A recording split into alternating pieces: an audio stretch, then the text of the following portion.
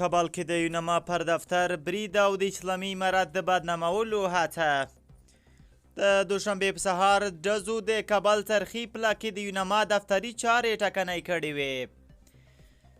سلام ستړي مشئ د نن پلس چینل لیدونکو، وخت مو بخیر. په موکړی تازه خو ډیر زیات مهم خبر ته د دوشنبې په سهار د کابل یونما دفتري چارې ټکنۍ کړې وې.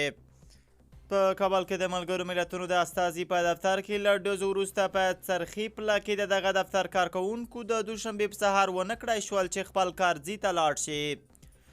لږ تر لږه د یونما دریو کارکوونکو افغانستان انټرنیشنل ته وویل چې د امنیتي اندېښنو له امله د یونما مسؤلانو دوی ته وویل چې له کوره کار وکړي. د یادې ادارې یوه کارکوونکي د دوشنبې په ورځ غرمه 12 بجې پیغام ترلاسه کړی چې پکې ویل شوي ستونزه حل شوې ده او په راتلونکو ورځو کې به کار په عادي توګه روان وي.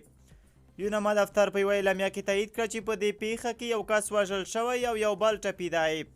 یا سازمان زیاته کړې چې د اسلامي امارت ساتونکي په دې پیښه کې نه دي ښکېل او په دې اړه پلټنې روانې دي. اسلامي امارت تر اوسه پر دې پیښه غبرګون نه دی ښودلی.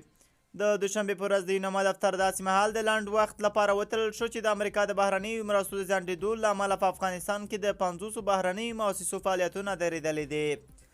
د اسلامي امارت د اقتصاد وزارت معین عبداللطیف نظري د سه شنبې په ورځ په ژواکه خبري اژانس ته وویل په وروستیو ورځو کې په 28 ولایتونو کې د 50 نړیوالو مؤسسو او مرستندویو ادارو فعالیتونه درول شوي دي.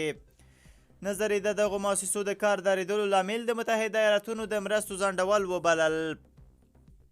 د یاد برید په اړه تر اوسه اسلامي امارت څه نه دي ویلي، خو تل هڅه کیږي چې په روان امنیت ګډوډ شي او د اسلامي امارت د بدنامۍ هڅې دي.